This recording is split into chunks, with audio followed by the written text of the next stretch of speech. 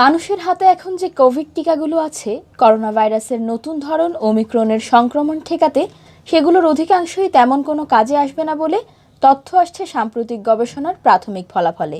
এসব গবেষণার তথ্য তুলে ধরে নিউ ইয়র্ক টাইমসের এক প্রতিবেদনে গতকাল বলা হয়েছে, কেবল যুক্তরাষ্ট্রের তৈরি ফাইজার এবং মডার্নার টিকার বুস্টার বা তৃতীয় ডোজেই সংক্রমণ ঠেকাতে প্রাথমিক সফলতা দেখাতে পেরেছে, যদিও বিশ্বের বেশিরভাগ দেশে এই টিকা পাওয়া যায় না।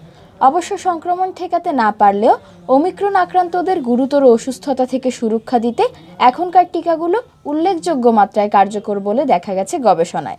নিউ ইয়র্ক টাইম লিখেছে, অ্যাস্ট্রাজেনেকা, জনসন অ্যান্ড জনসন বা চীন বা রাশিয়ার তৈরি অন্য টিকাগুলো ওমিক্রনের সংক্রমণ ঠেকাতে বিশেষ কোনো কাজ করে না বলে প্রাথমিক গবেষণার ফলে দেখা গেছে। বিশ্বের বেশিরভাগ দেশ যেহেতু প্রচলিত এসব ডোজ দিয়েই তাদের টিকাদান কর্মসূচি চালিয়েছে, তাই মহামারীর সময়ে এর একটি বড় ধরনের প্রভাব পড়তে পারে বলেও মনে করছেন গবেষকরা।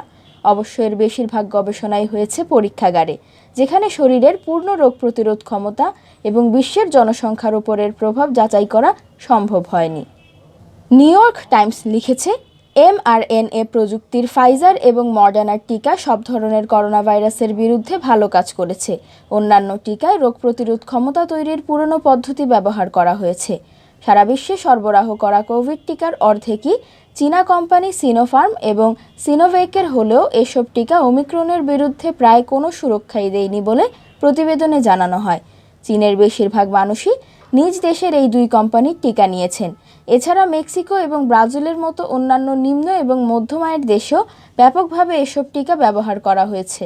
যুক্তরাজ্যের প্রাথমিক এক গবেষণায় দেখা গেছে, অক্সফোর্ড অ্যাস্ট্রাজেনেকার টিকা নেয়ার 6 মাস পর ওমিক্রন সংক্রমণ ঠেকাতে এর কোনো কার্যকারিতাই ছিল না। ভারতের 90% মানুষ কোভিশিল্ড নামে এই টিকা দিয়েছেন। এছাড়া আফ্রিকার সাব-সাহারা অঞ্চলের 44 দেশে এই টিকার 6,70,00,000 ডোজ সরবরাহ করেছে বিশ্বব্যাপী টিকা সরবরাহের আন্তর্জাতিক প্ল্যাটফর্ম কোভ্যাক্স। গবেষকরা পূর্বাভাস দিয়েছেন, রাশিয়ার তৈরি স্পুটনিক টিকার ডোজ ওমিক্রনের বিরুদ্ধে একই ধরনের হতাশাব্যঞ্জক ফল দিতে পারে। আফ্রিকা এবং লাতিন আমেরিকার দেশগুলোতেও এই টিকা দেওয়া হয়েছে।